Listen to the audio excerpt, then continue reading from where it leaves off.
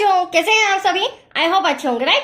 चलिए, मैं Yogita Prajapati YouTube channel पे आज से स्वागत करती हूँ और आज मैं आपके लिए लेकर एक्सरसाइज 6.4 का क्वेश्चन नंबर 6 जो कि मोस्ट इंपोर्टेंट है, तो प्लीज ध्यान समझिएगा और साथ ही लाइक शेयर करना मत भूलिएगा। ओके बच्चों, आइए स्टार्ट करते हैं। देखिए क्या कहना है इस क्वेश्चन में, सिद्ध कीजिए कि दो समरूप त्रिभुजों के क्षेत्रफलों का अनुपात इनकी संगत माध्यिकाओं के अनुपात का वर्ग होता है।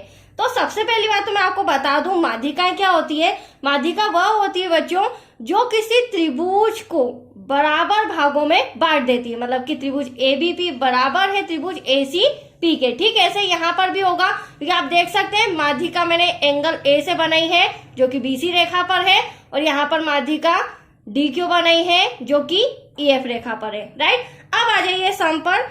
दो समरूप त्रिभुजों, तो ये हमारे दो समरूप त्रिभुज है, इन दोनों को हमें सम के अंदर क्या बताया गया है, समरूप बताया गया है। और कोई भी त्रिभुज आपस में समरूप कब होते हैं, या तो उनके संगत कोण बराबर हो या उनकी संगत भुजाएं आपस में आनुपातिक हो। That's clear. तो चलिए, अब ये दिया गया है, इसे हम लिख लेते हैं, फिर सिद्ध क्या करना है वो मैं आपको बताती हूँ। तो सबसे पहले दिया है, क्या दिया है बच्चों, त्रिभुज ए बी सी हम लिखेंगे यहाँ पर, त्रिभुज ए बी सी समरूप है त्रिभुज डी ई एफ के, और ये दोनों त्रिभुज आपस में समरूप है तो इनकी संगत भुजाएं हम ले लेते हैं। संगत भुजाएं आपस में क्या होंगी, बराबर। कैसे, ए बी अपॉन में डी, त्रिभुज एबीसी की बात करें तो ए बी, इसके अनुपात में आ जाएगा संगत भुजा डी बराबर है बीसी अपॉन में ई एफ के, और बीसी अपॉन में ई एफ बराबर है एसी अपॉन में डीएफ के।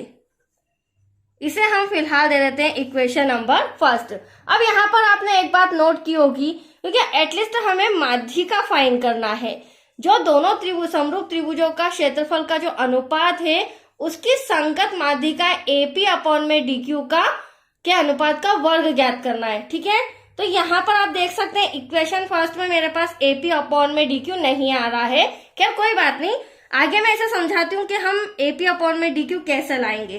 तो फिलहाल जो हमें सिद्ध करना है वो मैं बता देती हूँ। तो सिद्ध करना है, अभी मैंने बताया था दोनों समरूप त्रिभुजों के क्षेत्रफलों का अनुपात, तो त्रिभुज एबीसी का क्षेत्रफल और अनुपात मतलब कि डिवाइड में आ जाएगा त्रिभुज डीईएफ का क्षेत्रफल, इनकी संगत माध्यिकाओं, तो संगत माध्यिका कौन सी है, एपी और डीक्यू का अनुपात का वर्ग होती है। तो एपी अनुपात में मतलब डिवाइड में डीक्यू का वर्ग होती है। ठीक है, तो आया आपको एटलीस्ट समझ में। हम इन दोनों क्षेत्रफलों जो त्रिभुज है उनकी माध्यिकाएं उसका वर्ग हमें फाइंड करके बताना है, राइट। चलिए अब सम के अंदर आ जाते हैं, ड्रॉ के अंदर। ये जो आप देख रहे हैं एपी और डीक्यू क्या है, माध्यिकाएं।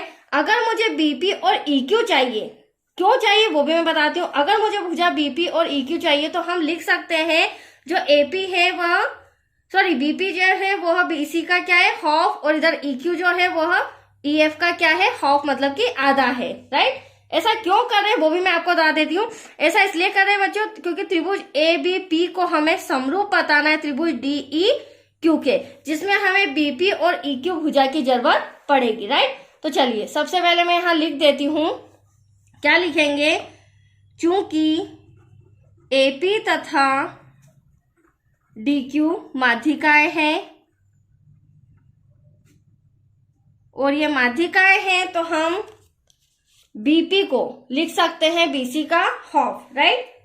देखिए जो बीपी को इस तरह से कर रही हूं, जो बीपी है वह बीसी का क्या है बच्चों, आधा है, एवं अगर मैं त्रिभुज डीईएफ की बात करूं तो यहाँ पर जो ईक्यू है वह ईएफ का आधा है, ईएफ अपॉन में 2। अब नेक्स्ट स्टेप में क्या करेंगे, ये डिवाइड का 2 इधर मल्टीप्लाई में आ जाएगा और यहाँ भी डिवाइड का 2 मल्टीप्लाई में आ जाएगा। तो एटलीस्ट यहाँ हमारे पास आएगा 2bp इक्वल्स टू bc एवं 2eq इक्वल्स टू ef। तो कहने का मतलब ये है, यहाँ समीकरण 2 भी मैं दे देती हूँ। कहने का मतलब ये है बच्चों 2bp मिलाकर bc होगा और 2eq मिलाकर ef होगा। और ऐसा मैंने क्यों किया, क्योंकि अब मैं त्रिभुज abp लेने जा रही हूँ और त्रिभुज eq DEQ को लेने जा रही हूँ। ठीक है, इसे हम आपस में में समरूप बताएंगे, फिर आगे हम सॉल्व करते हैं। तो देखिए, त्रिभुज ABP तथा त्रिभुज DEQ में, अब आप ड्रॉ में देखिए, यहां पर आप देख सकते हैं, अगर मैं त्रिभुज ABC और DEF की बात करूं तो यहां पर जो AB उसकी संगत भुजा DE के बराबर है, क्योंकि हमारा एटलीस्ट त्रिभुज कितना है, ABP और DEQ, इसे और इसे हमें समरूप बताना है। तो AB अपॉन में DE तो लिखे हम AB अपॉन में DE बराबर है BC अपॉन में EQ के। अब आपका क्वेश्चन होना चाहिए, मैडम BC अपॉन में EQ क्यों ले रहे हैं? तो देखो, वैसे तो मेरा ट्रायंगल यहां से यहां तक का है, मुझे चाहिए था BP और EQ, बट फिलहाल मेरे पास नहीं है। तो इक्वेशन 2 के द्वारा मैं BC के प्लेस पर और EF के प्लेस पर BP और EQ लिख सकती हूँ। देखिए कैसे, सबसे पहले तो मैं BC अपॉन में EF ले लेती हूँ। देखिए, दो संगत भुजाएं ले ली मैंने, AB अपॉन में DE बराबर है BC अपॉन में EF के, बट हमें BC और EF को हटाना है। तो आप देख सकते हैं समीकरण 2 से मैं BC के प्लेस पर और EF के प्लेस पर क्या लिख सकती हूँ, तो यहाँ लिखेंगे समीकरण 2 से AB अपॉन में DE तो ऐसा का ऐसा इक्वल टू BC के प्लेस पर आ जाएगा 2BP और EF के प्लेस पर आ जाएगा 2EQ। कैंसल करेंगे तो एटलीस्ट अब आप देख सकते हैं जो हमारी AB अपॉन में DE भुजा है वह बराबर है BP अपॉन में EQ के। तो देख सकते हैं इन दोनों त्रिभुजों में मैंने दो भुजाएं AB अपॉन में DE बराबर बताया है BP अपॉन में EQ के। अब यहाँ पर हम एक एंगल बराबर बता सकते हैं, एंगल B बराबर है एंगल E के। क्यों बता सकते हैं? क्योंकि एटलीस्ट त्रिभुज ABC समरूप है DEF के, तो इनके जो संगत कोण है वो भी आपस में क्या होंगे, बराबर होंगे। तो यहाँ पर मैं लिख सकती हूँ बच्चों, एंगल B बराबर है एंगल E के। क्यों बराबर है? चूंकि त्रिभुज ABC समरूप है त्रिभुज DEF के, इसलिए एंगल्स बराबर है। अब यहाँ पर आप देख सकते हैं मैंने दो भुजाएं बराबर बता दी, साथ ही एक एंगल बराबर बता दिया। तो इससे क्या प्रूफ होता है, त्रिभुज ABP समरूप है त्रिभुज PQR के। बट कौन सी समरूपता कसौटी लगेगी, भुजा कोण भुजा या फिर साइड एंगल साइड समरूपता कसौटी से आप हिंदी में भी लिख सकते हैं, राइट। त्रिभुज जो ABP है, ABP वह समरूप है त्रिभुज DEQ के। अब जब ये दोनों त्रिभुज आपस में समरूप है तो इनकी संगत भुजाएं भी क्या होगी, आपस में आनुपातिक होंगी। देखिए कैसे, AB अपॉन में DE, ध्यान से समझिएगा ये इंपॉर्टेंट है, AB अपॉन में DE बराबर है BP अपॉन में EQ के, और BP अपॉन में EQ बराबर है AP अपॉन में DQ के। तो अब आप यहाँ पर देख सकते हैं हमारा AP और DQ माध्यिका आ चुकी है। इसे मैं दे रही हूँ इक्वेशन नंबर 3। तो यहाँ तक कोई डाउट बच्चों? अब एटलीस्ट हमें सिद्ध क्या करना है, हमें सिद्ध करना है त्रिभुज ABC का क्षेत्रफल अपॉन में त्रिभुज DEF का क्षेत्रफल। तो वो यहाँ पर ले लेते हैं, यहाँ स्पेस नहीं, मैं पीछे ले लेती हूँ। त्रिभुज ABC का क्षेत्रफल डिवाइड में त्रिभुज DEF का क्षेत्रफल।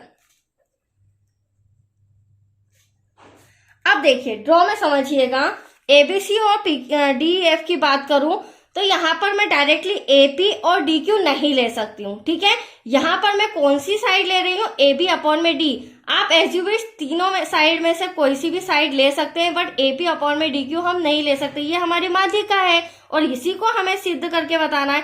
तो फिलहाल मैं AB अपॉन में DE संगत भुजा ले रही हूँ, AB अपॉन में DE का होल स्क्वायर। अब प्रमेय 6.6 हमने पढ़ी है बच्चों, प्रमेय 6.6 क्या कहती है, दो समरूप त्रिभुजों के क्षेत्रफलों का अनुपात उनकी संगत भुजाओं के अनुपात के, तो ये संगत भुजा मैंने ले ली, उनके अनुपात के वर्ग के बराबर होता है, राइट। अब आप आ जाइए यहाँ पर मैंने ए बी अपॉन में डी बराबर बताया था। यहाँ हम समीकरण 3 से क्या करेंगे, ए बी अपॉन में डी बराबर बताया बीपी अपॉन में क्यू के, और ए बी अपॉन में डी बराबर है एपी अपॉन में डी क्यू के। तो यहाँ पर आप देख सकते हैं जिसे मुझे सिद्ध करना है, क्या सिद्ध करना है, माध्यिका एपी अपॉन में डी क्यू। तो समीकरण 3 से हम ए बी अपॉन में डी के प्लेस पर क्या लिख सकते हैं, एपी अपॉन में, देखिए क्या लिख सकते हैं हम, एपी अपॉन में डी क्यू। तो त्रिभुज एबीसी का क्षेत्रफल डिवाइड में आ जाएगा त्रिभुज डीईएफ का क्षेत्रफल बराबर है, यहां लिखेंगे समीकरण 3 से। अब हम ए बी अपॉन में डी के प्लेस पर क्या लिख सकते हैं, एपी अपॉन में डी क्यू, जो कि माध्यिका है, तो इसके वर्ग के बराबर होती है। इति सिद्धम, यही सिद्ध करना था बच्चों हमें, दैट्स योर आंसर। तो आप देख सकते हैं हमारा सम कंप्लीट हो चुका है। त्रिभुज एबीसी का क्षेत्रफल बराबर एपी अपॉन में डी क्यू का स्क्वायर। ठीक है, तो आज के लिए इतना ही बच्चों। नेक्स्ट वीडियो मिलेगा क्वेश्चन 7 से रिलेटेड। ओके।